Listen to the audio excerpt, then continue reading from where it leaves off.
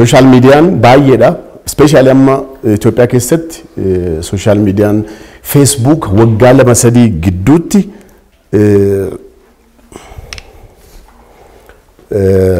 social media amma haaraan dhufe TikTok jedhamu kun baay'ee dominate godhe ummanni baay'een irratti seenaa jira. Kanaan dura yaadatu taanaan waggaa 6-7-8 duratti Facebook ala dhufee jedhu namni kun Facebook social media kun bakka dargaggootuma kana sirba wayiti akkamiin just like low class warra jedhamu qofa kan fayyadamaa turani waggaa 8-6 turatti. Amma garuu namoonni siyaasatti hojjetanii biizinasatti hojjetanii waan gaariis waan gaariis itti hojjetaa jiru.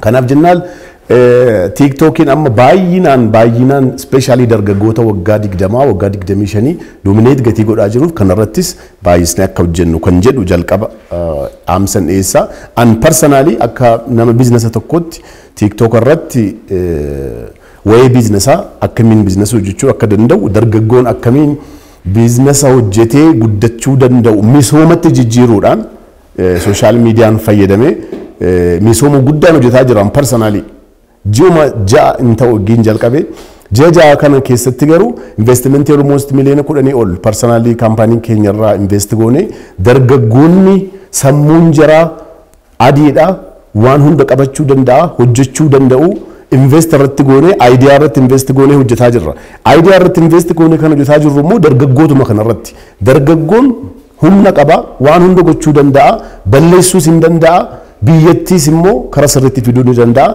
Kanaaf jennaan amma kan inni dhiyeessuu barbaade maa'inni especially TikTokiin amma yeroo xiqqoo keessatti Facebook jettan kana caalaa jira. Uummanni daqiiqaa 3 keessatti viidiyoo hojjetee siyaasa guddaa irratti dabarsaa jira. Namni keenya garuu baay'inaan irratti hin argu. An amma idea keessan fidaa investing godha gaafan jedhullee namoonni kontaaktii nagadoon especially guyyaa keessatti namni 50 ol registerin ta'a kaampaanii keenya irratti idea qabnaa sana qabnaa gaafan jedhu garuu namoonni keenya baay'een argamu sarratti kanaaf jennaan kanarratti aware taane TikTok irrattis wanti guddaan hojjetamaa jira siyaasnis achirratti gatii dhufaa jiruuf mootummaan kanarratti xiyyeeffannaa akka uumu kan jedhudha galatooma.